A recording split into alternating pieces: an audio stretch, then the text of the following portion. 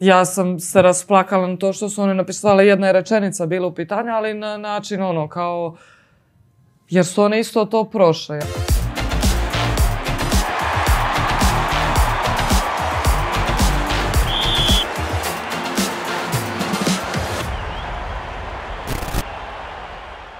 Za Mariju Vuković sam čuo kada je osvojila medalju na Evropskom prvenstvu i nekako, ja pratim sport ne toliko detaljno, ali nekako je bila vest dana, ako tako mogu da kažem, bez obzira i na taj fantastičan uspeh Angeline Topić.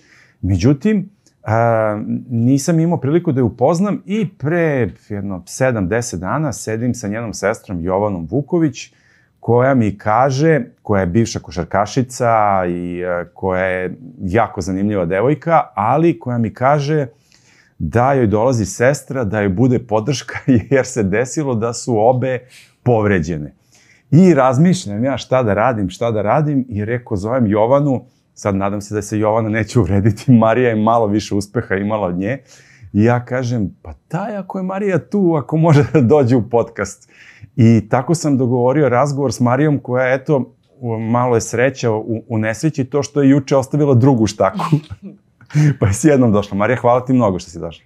Hvala tebi na pozivu i drago mi da sam u mogućnosti da budem ovdje. Nije baš idealna situacija, ali sreća u nesreći da si ovdje, između ostalog, pre svega zato što si sa sestrom, koja se isto oporavlja od operacije kolena, ali i ti si došla zbog povrede i Jovana mi je rekla da je vaš život malo različit u tom smislu da se ti do ovog trenutka nisi povređivala, ona mučena više puta koleno i opet na operaciju. Da kažem, ova godina, evo, ušla sam u 20. godinu svoje karijere i olimpijska godina nadam se da će biti dobra. A prošla me zadesila sa 2 povrede, tako da sam ovu drugu već prihvatila kao dobro je okej. Malo više prilike da budem kući, jer generalno nikad nisam ni kući, nisam ni sa njom i nemam priliku da ostane malo duži period, tako da eto, sreće u nesreći da kad se povrijedim uvijek provedem malo više vremena sa svojim najdražima. Ko je koga sad vozio na terapije? Ko je kome veća podrška sada?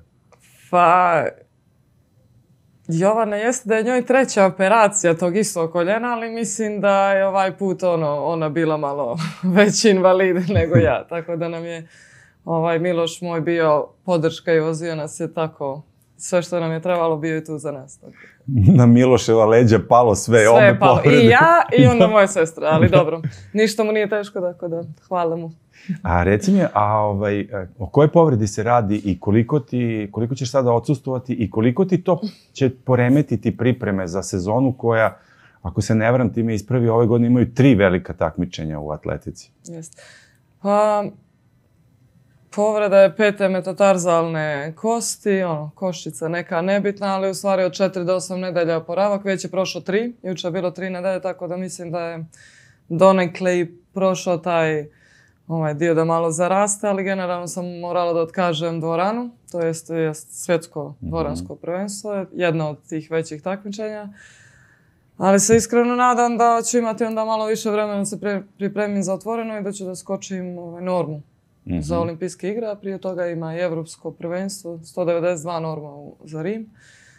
Tako da sve sa nekim razlogom, ja bih rekla, i možda i trebalo ovo da se desi, da bih imala i više vremena. Mislim, opet kažem ne da bih imala više vremena, zato što i kad se desila povreda, stvarno sam bila već u nekoj lijepoj formi, dobro sam se osjećala i počeli smo lijepo da skačemo na treninzima, ali bit će vremena do maja da se spremim kako treba i da u Parizu dam svoj maksimum. A reci mi, da li si osjećala potrebu i da li si gledala, na primjer, na tu povredu i sve to kao trenutak kad možeš da spavaš, da se odmoriš, da ležiš? Pa ne. Ne? Ja sam baš pričala sa tatom i kaže, tata, ja znam da si ti navikla da si uvijek negdje u nekom pokretu i da mene stvarno najviše smorilo što ne mogu nigdje da se prošetam, da odem, da se ustanem normalno, da odem do kuhinje, do WC. Ali, nije me to, ljetos kad je bila povreda liste, imala sam frakturu liste, to mi je bila prva veća povreda, stvarno Hvala Bogu, do sad u karijeri sam imala izvrnen zglob, malo me uvate leđe i tako to, ali to je bila prva neka veća povreda gdje sam shvatila 2 mjeseca naredno ja neću moći da treniram, neću moći da skačem, moram da se čuvam jer list. I tu sam, čini mi se, malo i pala u depresiju, bila sam mjesec dana i pa dobro, što sad, tek je početak sezone, kako ću ja sad to podnijeti, svi će reći kao očekuje se, posle Minhena se očekivalo malo kao i dalje da nastavim tom putanjom, ali nije se desilo. I to sam malo podnijela, ne znam, rekla bih da sam posustala. Rekla bih da je to bio moment kad sam se predala onom načinu razmišljanja, ok, možda je to, možda je kao, eto, sad ova povreda, zna kao što imam godina, dosta, u stvari sam onda kad je prošlo mjesec dana i taj neki krizni period shvatila, ne, ja i dalje volim ovo što radim i dalje mislim da mogu dosta da pokažem. Dosta, koliko je to, vidjet ćemo, ali i dalje sam ostala sa tom željom da dam svoj maksimum i da dostignem tih 2 metra o kojima pričam i ne kao da ih stavim kao neki pritisak, ali mislim da i dalje me to drži, zato da nisam odustala i kad se ova povreda desila da sam bila ok. Dobro, tu je, tako je kako je, idemo dalje, ima vremena za sve jer se nije desilo na početku sezone na otvorenom, nego već ovdje gdje imam vremena do Pariza, tako da vidjet ćemo, mislim, Nije smak svijeta. Nije svak svijeta, da. A kaži mi, dobio sam nekoliko informacija iz pouzdanih izvora i ti si prvu povredu životnu imala kad si pala iz kreveca. No, Jovana. Da, bila sam nemirno dijete. I dan danas kao nisam dijete više. Da, kaže Jovana da je to bio znak da treba se baviš skokom. Mislim da sam slomila ruku ili nešto i onda sam se opekla na kafu i da. A jesi živa? Jesi baš tako što kažeš? Da li misliš da te ta energija odvela na atletiku ili i da... Pa što znam, ne vjerujem. Mislim, ja sam bila živa na dijeti i uvijek sam... Ali nisam nešto nikad bila kao... I generalno mislim da nismo nešto bili sad okrenuti kao sportu moram ili da su nas naši roditelji gurali u nekom smjeru gdje mi moramo i gdje treba da budemo. Uvijek i često ponovim stvarno su nam dali krila u neku ruku da mi biramo svoj život i onako kako ćemo da ga živimo. I sva troje smo na različitim stranama. Jovana je se stvarno trudila u košarci, voli košarku. Ja često kažem kao koliko mi je krivo zato što Jovana je više u košarci, više zna i više nekako ima taj tu glad za košarkom nego što ja imam u atletici. Mislim, ja kažem hvala Bogu, Bog mi je dao i talenat i nekako radi sve to da mogu da ispratim zašto sam stvorena. Ona nije imala tu sreću zbog povreda, ali i dalje u atletici prati se u košarci za sve to i sad se i dalje bavi... šalje studente koji žele da treniraju košarku na teritoriji Evrope, Atlet Plus i drago mi je da je to pokrenulo, da je se napokon pronašao u nečemu što je košarka, što nije, da nije daleko od sporta i od toga što volim. Da, tako smo se i upoznali. Da, baš smo pričali o tome. Eto, jedna od stvari koja je zamka posla, to je da saznate neku informaciju i tako sam ja od Jovane saznao da Sava Drezgić treba da ide za Ameriku i Jovanina kompanija je učestvovala u tome i oni bi trebalo da budu podrška i malo smo pričali o tome na koji to način uraditi. I eto, ja to znam već 2-3 nedelje, a oni su kompanija je to objavila baš pred nekoliko dana, je li tako? Tako da smo se tako Jovana je upoznali, ali hteo sam te pitam, da li ste, s obzirom da je Jovana takođe izrazito visoka, da li ste od malena primetili da ste izrazito visoki i nekako u tom smislu razmišljali o sportu ili jednostavno zbog toga što ste volele sport? Da li ima taj možda segment? Pa prva stvar, mi smo porasli tek na kraju osnovne škole. Kao fazon 8. razred osnovne, mi smo se odjednom odvojili od naše generacije. Do tada smo bile normalne visine. Ali što se tiče Jovane, ona je baš jako kasno i počela da se bavi sportom, košarkom. Tek kad ja sam počela u 5. razredu osnovne, a ona je kad sam ja prešla u bar, zbog toga što sam, zbog uslova i svega, ja sam prešla u bar i ona je rekla tada roditeljima kao, ja i onako nju ne gledam, ja ću da idem s njom u bar da živim. I kao, mama i tata, kao, ok, dobro. I stvarno se je pustila da sam ja upisala 4. razred gimnazije, ona je bila i dalje u 3. Tako da smo provele u baru neko vrijeme zajedno i ona je tek u baru počela da trenira košarku i nije bilo, mislim da nije bilo zbog visine, nego samo, ja bih rekla, splet okolnosti više nego što smo mi nešto bile zagrijane. Zato su otkrili naš talent. Da li je David, vaš brat, toliko visok ili? Jeste, on iste visine kao mi. Ja sam bila ubiđena da će onda porasta još, da će biti preko 2 metra, ali ne. I probao je da igra košarku, kao sestra mu Jovana, ali on je otišao u medicinu. On je pametnica u porodici. Naš doktor. Gde on živi? Oni su u Beogradu. Njih dvoje žive u Beogradu. Jovana zbog posla, David zbog studija. Pa dobro je sad, ne znam da li će biti... Zbog posla. Da li samo zbog posla to, mislim, moramo da... Sve ćemo da vidimo. Da, vidimo. A htio sam da ti kažem, s obzirom da si u Atini i da si pričala, malo sam gledao kod Igora i Vlade, je li tako? Da, jeste. Kod kojih si baš uživala u podcastu. Htio sam da te pitam, i tu si baš pomenula tu odvojenost. A Jovana kaže da mnogo ti je bitno društvo, da su ti prijatelji bitni, ljudi koji te okružuju. Sad mi reci kako to? Kako izdržavaš to? Pa generalno, atletika je individualan sport i ja sam uvijek i od malena, stvarno sam bila too much nekad Jovana, ja se šalim s njom kako je bila dosadna, nikad nije htjela da se igra i tako to. Ali promijenila sam i dosta i klub, ne klubova, nego trenera i onda samim tim i ekipa sa kojima sam trenirala. Ekipa misleći na par ljudi koji treniraju kod tog jednog trenera.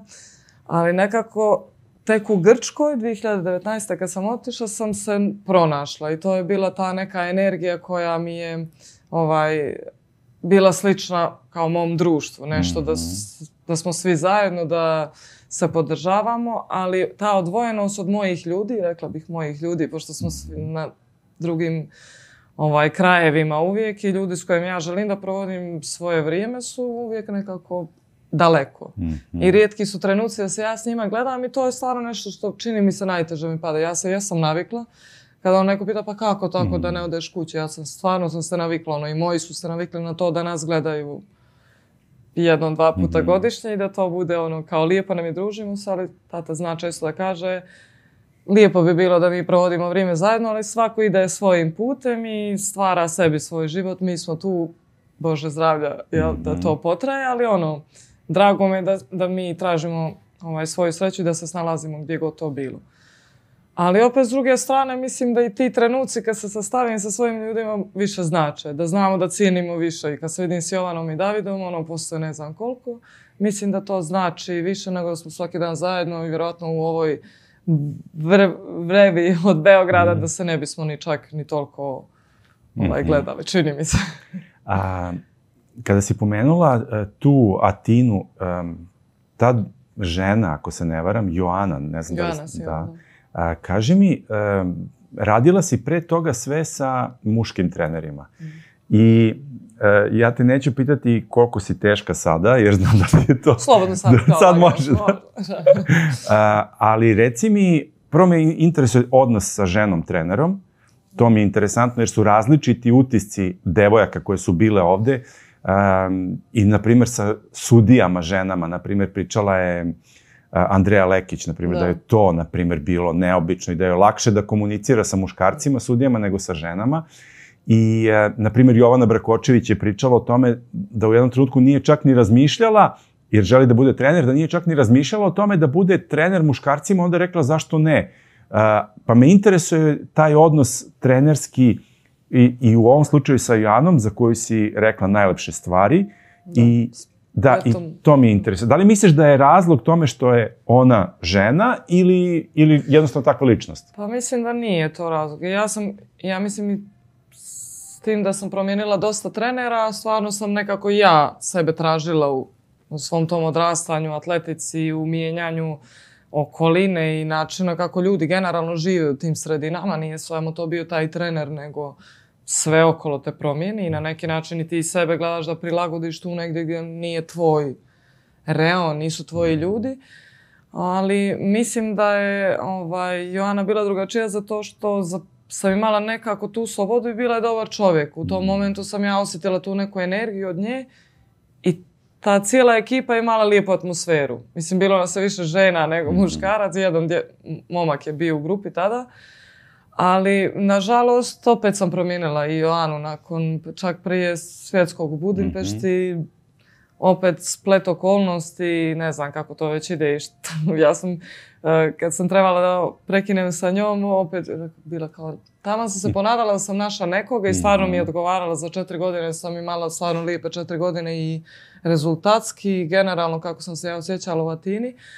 Ali eto, morala sam da promijenim i opet je muškarac trener i Vasilikos Dimitris i stvarno ok lik i dobru energiju osjećam sa njim. Tako da mislim da nije, kod mene makar, mislim da nije to kao muško-ženske, nego s kim sam ja kliknula ili ko je bio nekako dobar čovjek.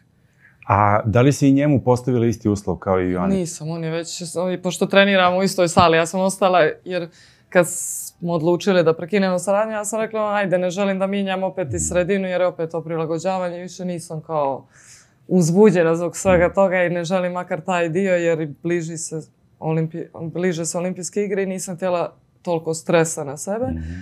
Ali znao je, što kaže, on mene znao još dok sam trenirala s Topićem pa sam išla u Atinu jer smo mi tada išli na pripreme, to je bilo 2010. 11. godine. I nekako se obradovao tome da trenira mene, što je meni značilo u tom trenutku i eto, nije nam krenulo s ovom povredom i opet sam došla nakon povrede lista, ali nadam se da ćemo napraviti neki dobru atmosferu do Pariza. Ja sad pominjem tu taj ultimatum, taj zahtev koji imaš, a to je ono što si rekla Joani, sve mi traži. Mislim, ti znaš, tako sam ja rekla, da. Da, ali ne znaju gledaoci, hoćeš da kažeš? Da, mislim, to je stvarno bila tema, kao tabu tema, nije bila tabu tema, jer su to svi nekako i znali generalno da i atletika nije takva, a jest u neku ruku. Kao što si lakši, to ćeš bolje da preletiš, lakše da preletiš preko letvice. I ja sam stvarno bila jedno vižljasto dijete mršavo i nikad nismo imali problema sa tim, dok nisam počela da treniram i godine puberteta i stvarno sam imala dosta problema sa tim. Ja bih rekla da su to više postali psihički problemi nego problemi kilaže, jer ja i tada, ja mislim kad sam bila debela, nisam bila debela za svoju visinu, ali kao za skok u visi jesam i stvarno mislim da sam se borila sa tim i 6-7 godina sigurno, možda i dan danas ponekad imam, jer takav je sport i ono čime se ja bavim. Ali stvarno, mislim da nije bilo, nego je meni kao došlo preko do glave, kao rekla sam joj sve traži, sve ću da radim, samo mi kilažu ne spominji, ona je bila okej s tim i stvarno nakon toga ja nisam više imala nikad problema s kilažom. Nisam, evo, već 5. godina sad, otkad sam ja u Grčkoj, da ja u nijednom momentu nisam kao moram sad na dijetu jer ja hoću da imam kilo manje, nego nekako je došlo sve na svoje jer ne stavljaš pritisak i ne stavljaš da ti cijeli život se vrti oko čaše vode ili šta si pojeo ili šta si popio, nego da uživaš u tome što radiš i da se trudiš da daš svoj maksimum. Mislim, bio je težak način da se dođe do toga i da se nauči i zato sam ja rekla i mislim da sam rekla par puta u smislu da je to isto zadatak trenera. Pogotovo ako si trener nekome koji ima 17-18 godina i ulazi u pubertet, da nije tvoje samo kao moraš biti mršav i skakati, nego daj nauči me kako da ja živim svoj život, da mi to bude način života, da to ne bude nešto što je bauk. I da sutra ako ja budem trener ili ako budem nešto radila što je vezano za atletiku ili za nešto što vodi ka tome, mislim da će to biti prva stvar da to dijete bude opušteno, da uživa u tome, ne kao uživa, jedi i radi što hoćeš, nego na lijep način da se dođe do te neke željene kilaže ili čega god. Sad ja imam gomilu pitanja. Kako se gleda idealna težina za... Mislim da nema to. Ja iskreno, mislim, ti braniti tu tvoju stranu. Ja sam kao uvijek kao pameto, nisam pameto, nego sam kako kad krenem to kažem, pa da, moraš tako reći, jer kao ne možeš mršati, onda je tebi lakše da kažeš što je to, a u stvari nije. Mislim, vjerovatno ima toga, ja se slažem da što si lakši, u smislu manje masnoće što imaš i da sve to stoji, ali ja sam stvarno imala nekih par takmičenja gdje nisam se izgladnjivala, nisam bila kao neka oliva i opet sam skakala dobro. I da smo svi različite, da ja nisam Blanka Vlašić kao što smo upoređivali s njom ili, mislim, jako je Blanka Vlašić vrh skoka u vis i neko ko je treba da bude uzor i svemu tome, ali svako je individua za sebe. I ako njoj nešto odgovara, ako ona može to da izdrži, možda ja ne mogu. I to je baš upoznaješ svoje tijelo i tražiš ono što tebi najviše odgovara, možda meni treba malo više snage, možda mi treba da bude malo brža i možda sa svim tim što ja imam mogu da imam kilo, 2 više, možda ne moram. Ja sam imala najmanje kila od te 2010. godine, prvi put da sam imala tako malo kila su bile olimpijske igre. Što je meni bilo kao wow, jer sam ja toliko bila oduševljena sa svim tim, ja nisam razmišljala uopšte o kilaži, a opet sam radila sve što treba. I samim tim što sam znala da ima manje kila, sam ja bila poletnija. A u stvari nema nikakve, makar za mene. Možda stvarno za druge ima i ja znam da druge atletičarke, ove što skaču u visu i mršavije, i ima i onih što ja kažem da sam tih godina kad sam se tražila, uvijek sam se upoređivala. I onda shvatim ja se upoređujem s nekim što ima 1,80 m i kao ona je mršava, kako ona mršava. Mislim, ja samim tim što imam 1,92 m, ja ne mogu da budem, eto, tako kao ono što izgleda. Moja noga je duža, pa ne može biti toliko mršava. Mislim, tako neke stvari što sam ja se trudila da izbacim iz svoje glave, jer kad su u glavi, onda ti shvatiš da moj fokus nije bio na skoku vis, nego je moj fokus bio na izgledu. Što na kraju ne pomaže meni u tom takmičenju, nego mi samo odmaže. 20 sati avionom i 14.000 km samo da bi gledao jednog košarkaša. Toliko je prešao ovaj momak zbog Shai Gilgeous Aleksandra. Jokić je Embiid se osveću jer je Oklahomin košarkaš treći na MVP listi trenutno. Jokić je za njega rekao nedavno: on pravi probleme u ovoj ligi. Dončić već nešto ranije, jedan je od najboljih na svetu. A Shai je prilično slobodan u oblačenju, ali je na terenu to sasvim drugačije. Mada i kroz patike to pokazuje, svoju individualnost. Ovo su neki od modela koje nosi. A ove njegove patike su potpuno rasprodate, ne možete ih kupiti ni na Converse stranici. Shai je jedan od najznačajnijih likova NBA ligi, ali malo mu je lakše jer nema Alekseja Avramovića, koji mu je ukrao 2 lopte u polufinalu svetskog krajem prošlog leta. Ipak, Shai budućnost NBA-a i već sada jedan od najboljih. Oklahoma vodi na zapadu, pre svega zbog ovog 21-godišnjeg Kanađanina. Da, baš si, mislim, rekla kod ove dvojice momaka da si stalno nešto, možda si baš pominjala to takmičenje, da, upoređivanje, i da ti je to smetalo, da se upoređuješ s drugima. Da li misliš da ljudima uopšte ili u sportu, da li je u sportu to česta zamka ta da se upoređuješ sa drugima i da tu možda neko upadne u te čeljusti toga? Pa vjerujem da jeste, mislim, ja gledano iz mog ugla, ja sam tako uvijek kao, pa dobro, pa kako, zašto Jovana često ona kaže, postani svjesna sebe pa će ti biti lakše. Ali stvar mislim da to možda čak ne u sportu, ali i u životu isto ljudi se upoređuju pa kako ja možda želim tvoj život ili svako nešto gleda u tuđem dvorištu da je ljepše i da je lakše, ali je stvarno definitivno zamka. Mislim, ja mogu sada pametujem koliko hoću i sutra ću isto to pomisliti u toku takmičenja, jer kao takav je sport i ja ću reći, pa dobro, mršavi, onda ja se trudim kao, dobro, ja sam spremna, nema veze što je mršavi, ali neke stvari koje ti ostanu za cijeli život i opet kaže mi koliko Jovana zna često da ponovi kao, ti ćeš baš da imaš problem kao kad prestaneš da treniraš, jer to ja sad iako ne treniram 3 nedelje, ja sam se udebljala, ja sam se kao, mislim, to su stvari, okej, povreda je takva, vuče to, ili ovo je, vuče to. Ali zamke su protiv koje mi sami treba se borimo. Mislim, shvatiš da to te nigdje ne vodi. Da. Gledao sam onaj skok na Evropskom i tu si bila nasmejana pred skok. To mi je, na primjer, baš sam ga jutros gledao, to mi je ostao utisak, a motiv da pogledam to mi je bilo što si negde rekla da si baš uživala, da si se opustila.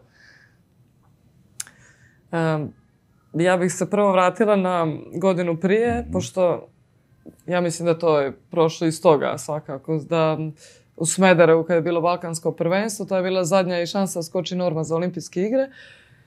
I ispričala sam već da skratim, oni su već objavili te liste, ja sam već bila na listama, ja sam bila ljuta zašto sam ja na listama, ja želim možda pokušati normal skočim i tu sam skočila 197. I to mi je bilo stvarno najbrže takmičenje, jer opet i Jovana je bila tu i bilo je ovdje kod nas, što je meni ono kao da sam kući. I nakon toga olimpijske igre, kvalifikacije gdje sam ja, mislim da sam se osjećala isto kao u Minhenu, u smislu te opuštenosti i uživanja u svakom skoku. I to je bilo nešto što je mene držalo, što na primjer u finalu već nije bilo jer se kao osjećao neki kao pritisak, pa sad svi očekuju već ušu finala, aj sad što? Ali Minhen je stvarno bilo takmičenje života, čini mi se, zato što, da, prva medalja u seniorskoj konkurenciji, nešto što sam se trudila sve ove godine da dostignem. I sjećam se da nakon svjetskog prvenstva u Oregonu, koje je bilo mjesec dana pred Minhen, gdje nisam ušla u finale za 1-2 mjeseca, ne znam, ali sam ja tu rekla kao pa dobro, ja ne zaslužujem da budem u ovom finalu, šta ja radim kao ovdje, ne znam, ja sam bila kao, ja ne znam da skačem u vis. I onda sam se sabrala, sastavila i rekla, ok, ja želim da uživam. I to je bila bukvalno za sve te dane treninga. Ja sam samo rekla, ja želim da dam svoj maksimum i da uživam šta god da bude. Neću ostavljam pritisak da moram nešto. I stvarno jeste, baš je trajalo dugo finale. Trajalo je 2 sata dok su svi se izređali, dok je nas 13 bilo u finalu. I sve sam skakala u prvom do tih 195 gdje sam rušila 2 puta, ali ne znam, kao rušila se jer kao ja ću sve lagano. Ako sam sad, ja ću da skočim lagano i ovih 195 i onda se ja pogubila sam se u tom trenutku i došla je 3. visina. Ja se samo sjećam, ja sam samo pogledala letvicu, rekla to je to, ja cijeli dan osjećam da to je tvoj trenutak, nemoj da ga zezneš zbog ako neke bubice ili uđu u glavu i samo sam... Ne, stvarno je nekako neopisivi osjećaj. I mislim da se ja ne radujem kao što se radujem inače, da se istrošim na maks, da je 197 bilo skroz korektno da se skoči, ali dobro. Ja sam bila i više nego zahvalna na tih 195 i na drugom mjestu i baš lijepo je prisjetiti se, pošto ja često i zaboravim, pa onda kad dođu ovi momenti kad ne ide, onda kao... Jovana kaže, koju često pomenjamo, ali eto, bez nje naravno ne može da prođe ovo. Jovana kaže, izvini sada, citirat ću je, znači ovo nisam ja rekao, znači citiram, lakše će da bude. Ona kaže da nedovoljno ceniš svoj uspeh i svoj rad i sebe na neki način. Da li tom deliš jedno mišljenje? Pa da, mislim, dijelim, ne znam zašto je to tako, jer ja često ona zna mene da gura u tom što sam ja rekla, ona bude moj psiholog i moralna podrška, stvarno jeste tako, pošto i u momentima kad ja nisam vjerovala u sebe, ona je bila tu da gura i uživa i šta sad i da se ne desi, da se desi, ali zna mnogo lijepo da kaže i na način na koji ona to skroji, to stvarno na kraju se pokaže kao tako. Ali definitivno jeste u pravu, ali ja mislim da je to samo zato što iz tog razloga što ja ne volim sebe kao nešto da... Jer je ona uvijek bila kao cijeli život, moja Marija skače u vis, ona ne. I onda ja sam kao postidim se kao ne. Ali da, zato što kad sam postigla taj veliki uspjeh 2010. tada stvarno nisam bila svjesna koliki je to uspjeh i bila sam stvarno dijete i ja sam to radila jer mi se svidio skok u vis, svidio mi se osjećaj preskakanja preko letvice i nisam u tome vidjela nikakvu korist životnu, da kažem, jer ja danas od toga živim i to je nešto što mi donosi neku materijalnu sigurnost. Pored toga što mogu da kažem da me ljudi cijene u smislu tih sportskih uspjeha, ali nakon toga mislim, baš zbog tog zbog te promjena trenera i sredina da sam ja izgubila negdje sebe i da je to bio dugi niz period gdje ja nisam imala nikakav rezultat, opet sam nekako ja bila uvijek tu. Ne znam da opišem, ja sam nikad nisam predala i rekla, ma ne, nije to za mene. Iako sam pomislila, ja sam i dalje nekako sustajala, išla na trening i kao, iako ne bude, ja volim i dalje. Dok me radi to da volim i da treniram i da želim, ok, ali iz tog razloga što sam se izgubila tu i što uvijek gdje god da sam otišla, kod kojeg god trenera da sam otišla, uvijek je neko drugi bio što skače. I ja ako u tom momentu budem bolja od tog nekog što je iz te države, predstavlja tu država, trenira sa tim trenerom koji je njihov, ja sam se osjećala loše ako sam ja bolja, jer kao sramota, kao on će reći, jer tako je bilo, stvarno je bilo, doduše par puta sam imala to čak da kao onda počnu ljudi da pričaju da taj trener pruža više pažnje meni nego, ali to nije bilo tako i onda se ja tu malo pogubim i povučem. Iako, mislim, možda i nije to, ja sad to dajem kao neki što možda meni prođe u glavu, zašto ja nekad ne znam da budem kao, pa dobro, pa ja sam to napravila i napravila sam, ne kao da se ja gordim s time, nego kao nešto što jeste tako ide život, ali ne, mislim da opet s druge strane isto ovo što gledam jeste moj život, cijeli život jeste atletika i prioritet, ali uvijek volim da kažem da je to opet i moj hobi i nešto što ja radim iz ljubavi, da ne mora neko da me gleda kao, ne znam, neku super zvijezdu koja je nešto, jer se ljudi, mislim, možda ja to kad kažem govorim kao što filozofiraš, Marija, zašto tako sad pametuješ, ali imamo primjer kući naših roditelja koji su toliko toga prošli, niko ti ne da orden za to, ili ljudima koji su isto to prošli i nikad da se nisu gurali da se mi nešto guramo unaprijed i da smo mi nešto bitni, jer nismo. I onda mislim da je možda i zbog toga, iako Jovana ima bolju sliku svega toga, uvijek joj kažem, nikad ne znaš kako bi se ti ponašala da si ti to nešto postigla. Jer lako je pričati, pametovati meni, u smislu pametovati da ja budem bolja osoba, ali možda i ona bi se ponašala tako jer ne bi voljela da bude nešto bitna u nečemu što... Da, ali vidiš, ti tebi skromnost, tebe, ti gotovo kao da ti je sramota što sam ja nešto, pa često bude, kao ne znam zašto, ne, ja budem ponosna, volim što sam napravila to, ali često budem tako kao, pa dobro, pa ne. Da se drugi ne osjećaju manje vredne, mislim. Iako ja ne gledam tako nikoga i to mi je bilo kao ako neko to kaže, onda će biti da neko možda nije... Jau. Ti kad neko pogreši na TV-u, ja isto, pretpostavljam da si ti tako, kad neko pogreši na televiziji, prebaciš kanal. Da se kao... Kao sramota. Dobro, nije toliko, ali kao... Više što je vezano za mene da se ne uzdižem previše, pa možda i to vuče ovo drugo, ali volim svakako da volim kad napravim neki uspjeh i više volim da ga napravim zato što Jovana i David i moji ljudi budu kao wow, šta si ti napravila i onda meni bude puno srce, ne znam. Da li pričaš tokom takmičenja sa devojkama koje su ti konkurenti? Pa da, mislim konkurentkinje, izvini. Ja sam lagana što se tiče toga, iako kad su veće takmičenja, one su te isto. Mislim, više koncentracije i fokusiraš se na sve. Naprimjer, evropsko, stati malo, što sam u tom trenutku trenirala s njom, Grkinja. Ali nemam problem. Mislim, čini mi se da mi to ne odlači ukoliko je normalno, ne da se raspričam, ne znam ti ni ja o čemu, ali mislim da ne smeta mi i da je to sve normalno. Izvini, postoje neka banalna pitanja, zato što mi je interesantno. Da li meriš broj koraka koje treba da od mjesta sa kojeg kreneš do mjesta kojeg se odraziš? Koliko ti koraka praviš? Pa, eto, u Minhenu je bilo 43 plus 27, to je 70. 43, 27, 70. 70 koraka sa malim ufurom. Zavisim. I sad, opet, to smo i Vlado Igor pitali i ja se uvijek u tom intervju sam jednom rekla kao ne znam. Za svaku stvar sam rekla ne znam, a kao ne znam na koji način i kako, svako onako. Da li imaš neke rituale koje radiš, ne moraš da ih otkrivaš, ali da uđeš u taj fokus, u tu koncentraciju pred skok?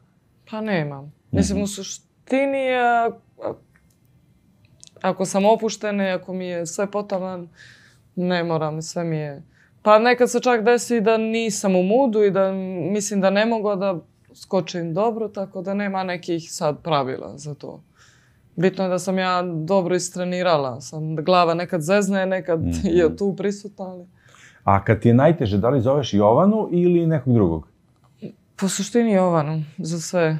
Kad je lijepo i kad je ružno, mislim da je Jovana tu. Da ona malo više mene osjeća nego što ja osjećam nju, jer sam ja uvijek tako he, ha. I tata tako zna da kaže, dobro, dijete, mi ne znamo baš tako sve da podnesemo sve je super i bit će bajno sjajno. Možda to neki moj način kao, lakše mi prođe nego šta, mislim. Smaram i ja nekad, smaram i budem dosadna i kao, možda neće. Ali da, Jovana je neko ko zna da, kao da ti lupi šamar malo realnost, što ja često znam da kažem, baš si surova, neka te zovem da mi kažeš malo da me kao utješiš dobro, ali u stvari bolje tako. Sad smo već i naučile, tako da znam da je to njen način i drago mi je da je tu, da zna kako. Kada si držala to predavanje na TEDxu i pričala si o svom životu, šta je bila tvoja želja da preneseš nekome ko sluša? Koja je možda bila najveća stvar koja misliš da ljudi mogu da nauče iz tvog života? Pa definitivno je bilo to da ne treba odustajati, zato što bio je dugi niz godina gdje definitivno su ljudi znali više o mom životu nego ja sama. Baš za tu kilažu i vezano za to zašto ja ne skačem u tom trenutku. I generalno mislim da ljudi sebi daju puno za pravo, samo što sam ja sad kao malo zrelija pa ne dotiče me toliko. Ali mislim da je bilo baš to neodustajanje i da ne moraš da gaziš nekoga da bi ti napravio nešto što je tebi negdje već zapisano. I ako vjeruješ dovoljno, jer ja često ispomenem da stvarno nisam ja ovo postigla sama. Ja jesam promijenila i dosta trenera i naučila sam svoje tijelo kako funkcioniše i šta meni odgovara i da slušam čak te ljude. Ali i da slušam i Jovanu kad nešto kaže, ali baš dok ja sama nisam ukapirala i ja taj život i živim, nekad ide lakše, nekad ide teže, ali stvarno sa vjerom u Boga je nekako meni nije to padalo toliko teško. Jer kad si svjestan tih nekih stvari da se sve dešava, ja stvarno vjerujem to da se sve dešava s nekim razlogom, onda je meni postalo i lakše da ja prevazilazim možda i neke stvari. I dalje se učim tome i dalje ima dosta da se radi, ali mislim da baš da ljudi treba, da je to bila moja neka poruka, da treba da vjeruju ono što radi, da nađu tu iskru koja ih drži. Baš sam to i rekla kao isfilozofirala sam na lijep način, ali u stvari da nađu neku svoju iskru koja ih radi. Zbog čega se ustaju ujutro, da to ne treba da bude zato što je rekao Marko ili Janko, nego zato što ja osjećam da ja želim ujutro se probudim i da odem na trening i da vjerujem da ću ja sutra na olimpijskim igrama da učestvujem i da mašem tamo svoj publici. Naprimjer, tako neke stvari, definitivno je to nešto. Nadam se da se i shvatila ta poenta iz moje cijele te priče, ali znam da je posle TEDxa bilo dosta ljudi koji su plakali, koji su bili ajde makni mi se, zašto pa nije. Kao, što za divno čudo ja nisam zaplakala. Jer ja obično kad pričam tako i kad pričam o svom životu na taj način, jer to bilo baš od početka i cijela moja karijera, jeste mi bila knedla u grlu, ali je baš nekako sam bila srećan što sam to iznijela odjednom kao. Sve nije bio intervju što obično lakše mnogo kad ti postaviš pitanje, ja ću odgovoriti na to, ovo je već bilo nekako kompaktno i lijepo reći. Da li ti je pomoglo, sad ja ne znam kad je bio taj govor, ali da li ti je pomoglo to što si, na primjer, išla u tu višu učiteljsku školu pa si možda nešto primenila od odnosa, od vaspitanja, od onoga što bi prenela na nekog drugog? Da li misliš da ti je to pomoglo ili... Pa mislim da nije. Ja sam završila to u Novom Sadu, ali nije. Definitivno je sport kao takav. I baš te promjene i učila sam od svakoga, od svega pomalo. I dobre i loše strane. I dobre i loše strane, a ponajviše od roditelja. Kako su nas, način na koji su nas vaspitali, definitivno je to nešto. I čak David, moj brat, on je u stvari mi najviše pomogao kako, na koji način i u kom smjeru da ide taj moj govor. Jer taj TEDx i princip je da se pripremiš, da ti imaš prije toga jedan... Marijeta je trebala da bude naš pomoćnik da napišemo govor i da nam pomogne da se mi snađemo u tome i ja sam njoj rekla, ja kao napisat ću jedan dio, onda sam odustala, onda sam rekla ja ne znam to da pišem jer ja to čitam i kao da pričam o tvom životu. Ne osjećam da sam to, ja ću to ispričati. Tako kažu, pa dobro, ali nekad se desi na sceni da kao ako bude dobro, bude, ako ne, ja ću se izblamirati, to će ostati negdje i to je to. I David večer pred govor je sa mnom 2 sata, ovo reci, ovo izbaci, obavezno ovo i stvarno je na kraju mi mnogo lakše. Ali mislim da je to sve pomalo i da možda ima i te vaspitačke škole pomalo. Kada bi ti sada jednog dana, ako budeš trenirala neku devojčicu ili dečaka, svejedno, koja je prva stvar koju ćeš mu reći? Ili njoj, naravno. Pa da uživa. Da li je bilo trenutaka kad nisi uživala? Bilo ih je. Koji ti je najteži? Bilo ih je baš dosta. Nije kao jedan je moment, nego je bukvalno bila sezona koja nije uživanje. I više ih je bilo definitivno. To je bio taj period od 2012. do neke 2000... Mislim da je bilo to do 2015. jer sam tada već upisala i faks, pa sam se malo pronašla u nekom drugom svijetu. Ali bilo je dosta trenutaka kad mislila sam stvarno i to sam rekla, neko je to, ja sam to rekla jednom, tako sam se osjećala, ali stvarno kad sam pročitala, u stvari sam shvatila da to jeste bilo tako, da sam ja vrednovala sebe po onome koliko skačem u vis, a to je nešto što je najgore, što realno može da se desi sportistima. Ja mislim najgore u smislu, jer život se nastavlja i posle tog sporta.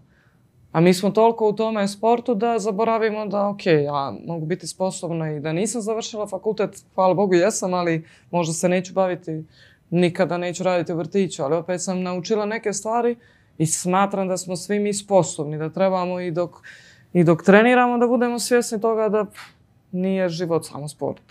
Mislim, ja sad i često kažem kao šta ću ja sad, kako ću ja znat, kao ako sutra treba nešto da završim u opštini, mislim, tako se ponašam jer u sportu je sve nekako organizovano. Koliko god neorganizovano je na maks u ovome što ja radim, ali organizovano ti je. Ako ideš na takmičenje, ljudi ti uzmu kartu, smještaj, sve to ti samo bukvalno se pojaviš tu. Ne, kad kažem treba da smišljam gdje idemo na odmor, lupam. Ne idem, nisam nikad bila jer tako se zadesi, ali kao ne znam da organizujem. Mislim kao kako sad naći hotel, pa ko je, pa mislim, to su neke stvari što ja mislim da koliko god naučimo u sportu, opet van sporta mislimo da smo nesposobni. Mislim, ne govorim za sve, jer ljudi su na sve strane. Ja sam dosta dugo mislila za sebe da ja neću da se snađe kad završim atletiku. Pa dobro, još samo jedno 7-8 godina, pa ćeš onda... Paris, pa ćemo da vidimo možda još godinu, 2. A da li ti daje motiv to, na primjer, što Ivana Španović traje, na primjer, nju poznaješ, što traje toliko dugo? Da li ti to kaže, pa kao Ivana Španović, 36-37 godina, svetska prvakinja, da li, i osim toga, čini mi se sad, naravno ja ti kao laik pričam, meni se čini da si ti počela vrhunac da dostižeš, da li iz saradnje sa tim nekim ljudima koji su ti odgovarali, da li iz neke zrelosti tek negde oko 30. godine. Znači, nije sad da si ti svoj zenit dostigla sa 24, pa kao vidjet ćemo. Znači, čini mi se da je to uzlazna putanja. Sad, da li ti to daje neki motiv, iskru, na primjer, ono što smo pričali? Pa definitivno, a stvarno sportista u atletici, atletičara koji su bukvalno pokazali kapa dolje. Ivana je jedna od tih, definitivno. Njena karijera je čak i počela ranije, u smislu i trajala je. I ona je pokazala isto da se sve može. I kad se već otpišu, baš to ja sam čak i posle Minhena i ona i Sandra Perković koji su imena i ja sam se rasplakala na to što su one napisale, jedna je rečenica bila u pitanju, ali na način kao jer su one isto to prošle. Ja ne mogu možda se uporedim sa Ivanom ili sa Sandrom koji su toliko medalja i toliko svega što su napravile, ali u neku ruku stvarno definitivno da se sve može i da je to ono, kad vjeruješ u sebe i kad imaš prave ljude oko sebe, da definitivno sve može. Ja sam imala tu, mogu reći, donekle nesreću, opet možda i sreće, jer je vjerojatno tako trebalo da bude, ali nesreću jer nisam imala tu jednu osobu, tog jednog trenera koji je bio od početka do kraja, pa kao znamo se. Što su one u jednu ruku imale i vjerojatno je bio težak put, to niko ne može da zna osim one i ja znam neki dio puta, ali definitivno kad je ove godine uzela medalju, već prošle, ali kad je uzela medalju u Budimpešti, to je bilo stvarno svaka čast i svakako da je to jedan veliki motivacioni moment za sve ostale atletičare, uključujući i mene. Kako gledaš na ovu godinu? Kad smo pričali malo o tome za ovaj razgovor, rekla si daj da se koncentrišemo na olimpijske igre. Da li je tebi zapravo fokus ove godine da su ti olimpijske igre? Pa fokus su svakako, čak i kad su prošle u Tokiju, fokus je Pariz. Baš ono što sam rekla, ne može se ni planirati. Zato što sam ja i očekivala da će godine početi drugačije, da će sve to ići malo bolje nego protekla, koja nije baš bila najsjajnija, pogotovo što je se desila posle Minhena, ali to su oni usponi i padovi koji nisu samo u sportu, nego i u životu ovako. I mislim da sam u stvari tu shvatila i zbog ove dvije povrede koje su se desile da ja i dalje želim taj Pariz. Ja i dalje smatram da treba da budem u fokusu za olimpijske igre i da sam sigurna da ću dati svoj maksimum. Da li ću ja otići na njih i da li će tamo biti moje takmičenje karijere, ne znam. Niko ne može da zna od nas šta će se desiti. Ali ja sam sigurna da ću dati sve od sebe i motivisana sam dovoljno da to uradim. Tako da se nadam da ću imati, jer ja obično i kad se ovako desi neka povreda, onda vuče i pa šta će reći ovi iz saveza, ovi ovamo, ovi onamo. Što u neku ruku ne treba da me dotiče jer je to sport kao takav. Ja nisam robot i to se dešava. Ali opet želim, kao i svi mi, mislim, bilo bi lijepo, najljepše da ide sa uvijek uzlaznom putanjom i da nema nikakvih propratnih sa strane, ali definitivno da je fokus Pariz, prije toga Rim i nadam se da će biti lijepa pričica. Da li ti je opterećenje to što te ljudi vide sada kao osobu koja, znaš kako, možda mogu da te uporedim sa, na primjer, ne znam, Novakom ili vaterpolistima ili tako, u smislu da ljudi, da jedna nacija živi za jednu osobu i smatra, znaš, da li me razumeš šta hoću da ti kažem? Marija sada kad podigne zastavu Crne Gore, mi to želimo, to je nama, mi o tome sanjamo, mislim, iako ti želiš da daš sve najbolje i najviše od sebe, ali, znaš, nosiš na leđima očekivanja ko zna koliko ljudi. Je li to problem? Pa u neku ruku moja sreća što nisam u Crnoj Gori toliko često, pa onda ne osjetim to toliko i drago mi je iskreno zbog toga, zato što bi ja vjerojatno bila kao pa ne, pa zašto, pa kako? Ali i to sam tek osjetila prvi put posle olimpijskih igara u Tokiju. Jer sam ja do tada mislila kao ok, ja skačem za sebe, za Crnu Goru, ali kao atletika nije nešto ni popularna kod nas i kao koga briga. Mislim, ne kao koga briga šta ja radim, nego stvarno što bi se ljudi opterećivali toliko od bojkaša, košarkaša. Ali posle olimpijskih igara sam stvarno shvatila da i ta djeca i dječica koje žele možda se bave atletikom, a nemaju gdje. Kod nas, nažalost, da oni su oduševljeni sa tim što sam ja napravila, da stvarno ljudi me prepoznaju na ulici, što je meni bilo kao šok, jer kako sad to odjednom, pa šta, svi su pratili olimpijske igre kao skok u vis. Ali lijep je osjećaj, s druge strane jeste pritisak, baš zbog ovih stvari, kad ne ide sve kako mi mislimo da će ići. Ali opet i to nešto što možda mene makar gura, kao pa dobro, ajde, nije još kraj, nije ovo, ako si se povrijedila, sad ću ja da ležim 5 mjeseci, baš šta me briga, jer me nije briga. Prvo zbog sebe me nije briga, onda i zbog tih ljudi, što lijep je osjećaj kao posle olimpijskih igara, posle Minhena vratiti se kući i biti svjestan da ima djeca koje žele da treniraju i da ima ljudi koji su ponosni na to što si digao i što se ta zastava vijorila negdje daleko. Mislim daleko. Minhenu nije bilo toliko daleko, ali kao što smo se prepoznali negdje. Tako da svakako je lijep osjećaj. Nije mi pritisak, bio je nekad, jer sam se ja opterećivala, ali mislim da to nije pritisak, jer zašto bi bio? Ponekad ima malkice tih očekivanja, ali dokle god sami sa sobom, šta nije pritisak, ja bih voljela da bude bolje, svi bismo, ali ako ne ide, nije ni to za osudu, jer često znaju. Ja kažem, prije je bilo kao, znali su da osuđuju i taj period koji svi sportisti nekad i prođu, kad ne ide pa ne valjaš ni za šta.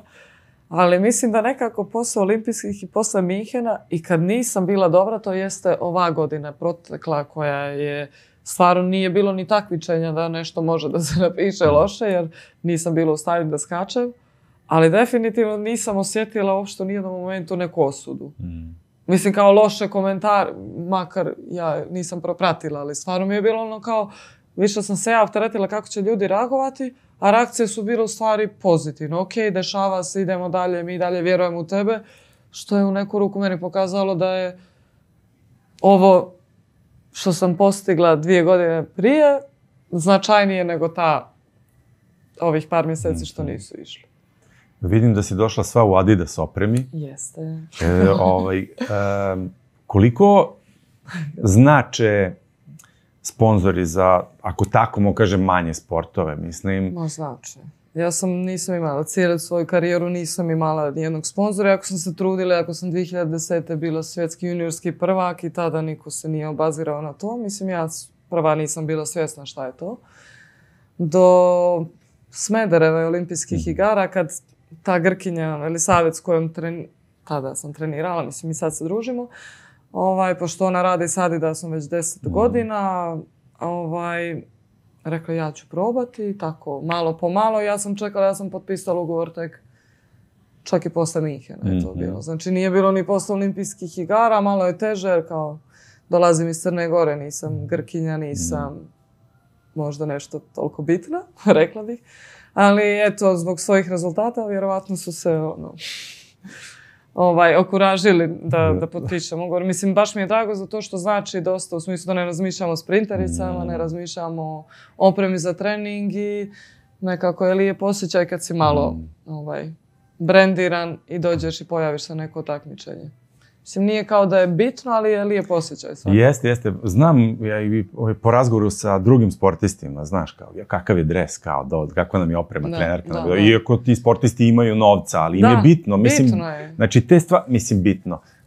To što ti baš si dobro definisala, lep je osjećaj. Lep je, zato što sam ja, mislim, to smo pričali toliko dugo, zato što Crna Gora je stvarno mala zemlja i nas je uvijek par atletičara koji učestvujemo na tim većim takmičenjima i mi kad odemo na to takmičenje stvarno se često smo se osjećali jadno.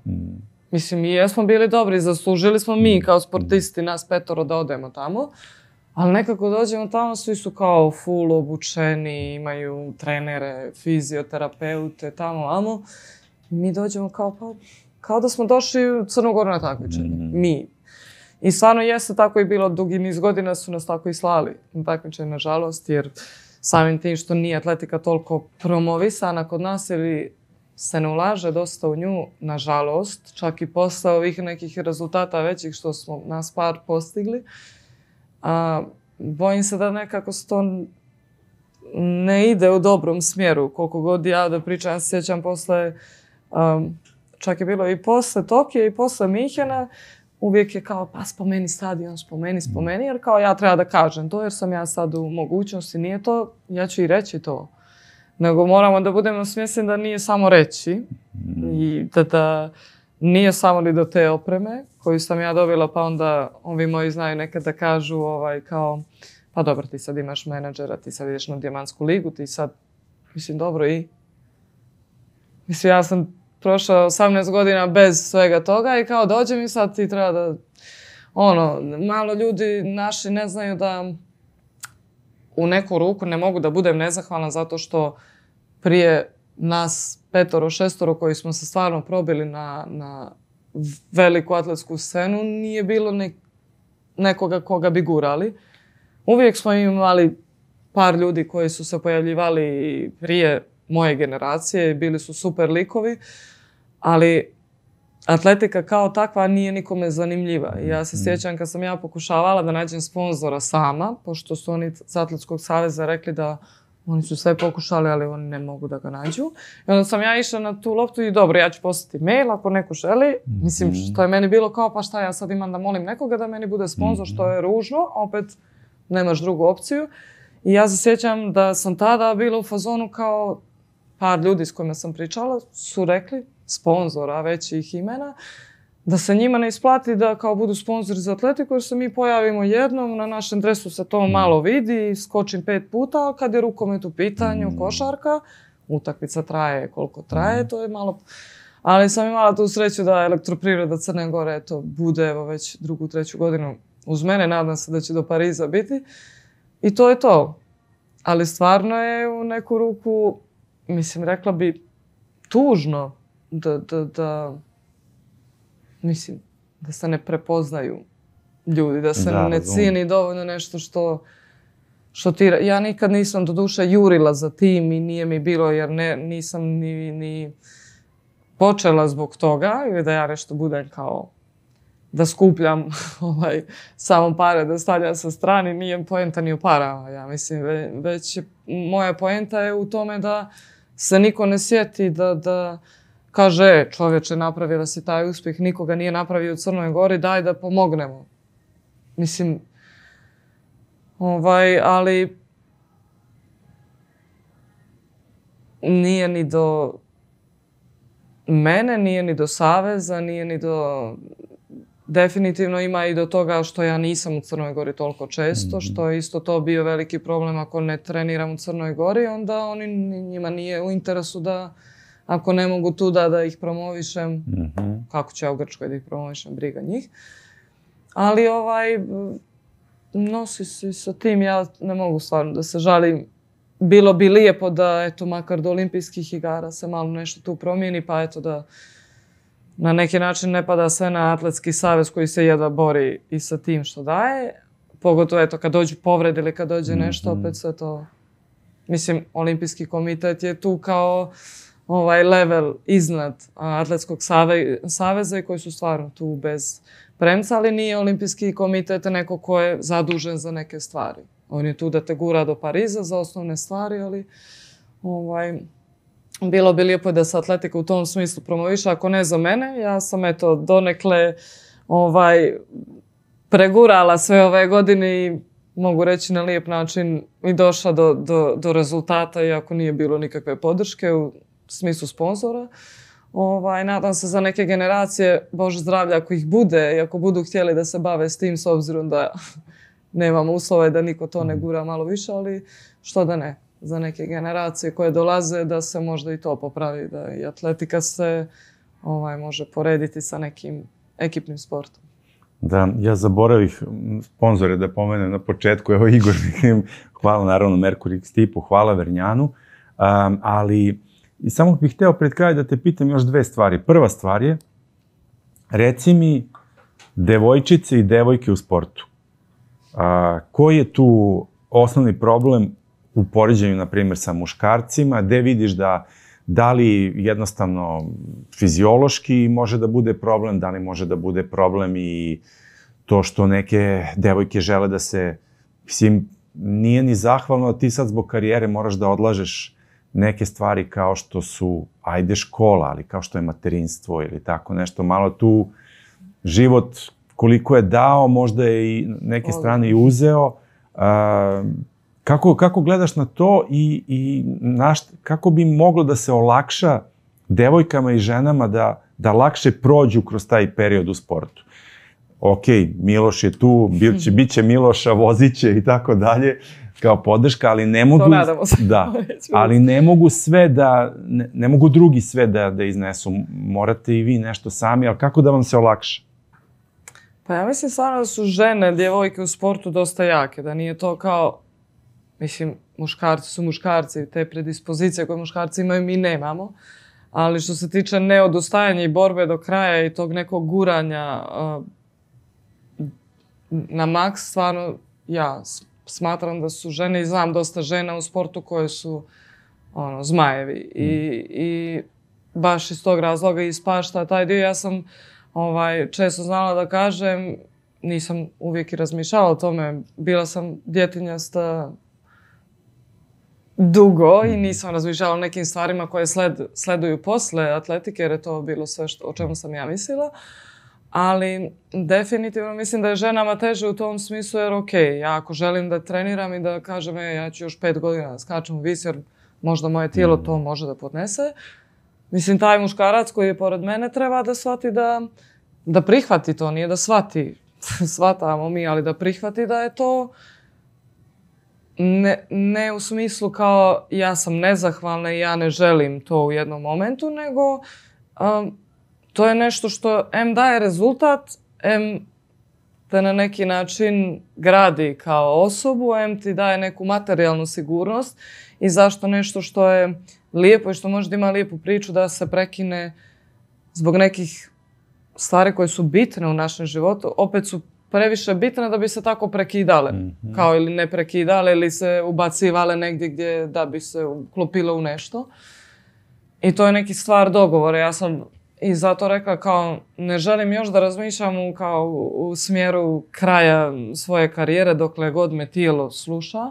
Ali opet budem i svjesna toga da nemam više 25 godina, da imam 31 i baš ono što si rekao, ja sam i počela da skačem tek sa svojih 27-8. Tada sam počela da dostižem svoje neki maks karijere i voljela bih da mogu da kažem super, ja želim da skačem na olimpijskim igrama i nakon toga da se udam i da rađam djecu. I voljela bih da to bude tako, ali ako može još da se iskoristi tijelo, jer sport nije do vijeka. To je poenta u muško-ženskoj, šta god. Možda čak muškarci mogu i više da se bave s tim nego mi žene. Ali mislim da sport nije do vijeka i da se može pretrpjeti taj neki, ne samo muškarac, nego i mi kao žene. Da može da se nekako, naravno, zajednički dogovor i nije to, možda će neka žena i biti ta koja će reći ja hoću dijete pa ću nastaviti ili neću. Ali mislim da ne znam na koji način može da se pomogne, jer u mojoj glavi je to kao, ok, nećeš, sport je takav da ti se otvaraju vrata do nekog momenta. Ti posle nastavljaš život. Ako ja sad odlučim da zatvorim ta vrata, meni za 5 godina možda, mislim za 5 godina sada definitivno mi se neće otvoriti, ali kao u jednom momentu kad razmisliš kao, aj dobro da se osiguram sve ovo ostalo što je bitno u životu i što je stvarno broj 1 u životu generalno kad razmisliš, sport je druga stvar. Možda se ta vrata nikada neće otvoriti. Možda te neke prilike koje sam ja iskoristila, sad se ne bi otvorila da je to tako. Tako da meni je drago da sam iskoristila te prilike i nadam se da će se otvoriti da iskoristim i ovu godinu kako treba. Ali mislim da nema pravila, da je to samo od osobe do osobe kako želi i kako se otvore neke stvari. Da li je lako ili teško, definitivno što tata moj kaže, bit će teško kad prestaneš, što i jeste tako jer 20 godina treniranja i na jednog načina života će definitivno biti teško promijeniti, ali s pravu podršku mislim da nije toliko teško. Da, dobro. Neki od nas su shvatili poruku. Možda nije kao niko shvatio, ja sam se isfilozofirao. Ne, neki od nas ovdje su shvatili poruku. Ostrpite se. Da. Tako da to smo rešili. Poslali smo poruku direktno osobi koja ovdje sluša, znači nema potrebe ni da gleda posle. Da. Tako da već je dobila poruku. Imamo samo još ćemo imati zabeleženo. Jesam ti rekla, evo ima zapisano. Hoće reći što si to? Ne. I samo mi reci kada se završi ovaj oporavak, kako ti onda izgleda sezona, kako izgledaju pripreme i reci mi kako izgleda trening za skakača u vis. Ima nešto posebno, se samo skače u vis ili se radi još nešto? Najmanje se skače. To svi pita, kažem, najmanje se skače u vis. Za početak da skinemo ovu čizmu, styling koji... to je broj jedan da se skine čizma i da polako stanem na svoje noge. A s obzirom da neću takmičiti dvoranu, mislim da ću imati dosta vremena i sve po redu. Onaj pripremni period koji sam već i odradila u neku ruku prije povrede, samo ćemo produžiti do maja i onda ćemo, mislim, ne mogu sad da kažem sa sigurnošću, ali da vidimo šta nas očekuje u tom smislu kao takmičenja i svega toga, ali prvo da se pripremim, da znam da sam zdrava i da mogu da skačem. A što se tiče treninga, dobro, najmanje skakanja, ali dosta trčanja, vježbica, naskakivanje na kutije, brzina, eksplozivnost, snaga, miks svega. U suštini, klasika, sve u krug svaki dan, skoro pa isti. U Atini, je li tako? U Atini treniram već 5. godinu, tako da lijep je život tamo. Dobro. Ništa, Marija, hvala ti mnogo. Želim ti mnogo uspeha na olimpijskim igrama.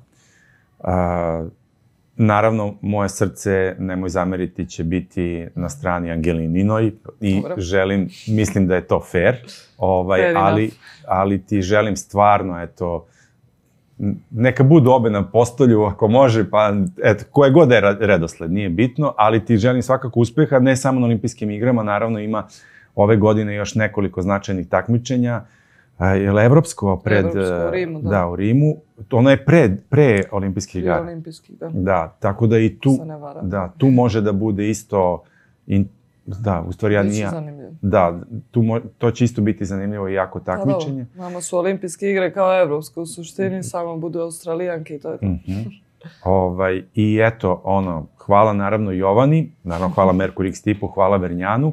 I mnogo sreći, baš mi je drago da smo se upoznali i želim ti stvarno sve najbolje, brzo oporavak i eto da se vijori ta crnogorska zastava ponovo, baš bi mi bilo drago i puno srce i zbog Jovane, i zbog tate i mame i zbog svih ostalih, eto i zbog tebe naravno. Hvala puno na pozivu, proletilo je ovo vrijeme i baš mi je bilo zadovoljstvo pričati s tobom. Da, meni isto, stvarno i čast mi je velika, stvarno, sve najbolje. Hvala, bio je to razgovor sa Marijom Vuković. Vidimo se sledećom prilikom, do sledeće prilike, pozdrav. Ćao, čao.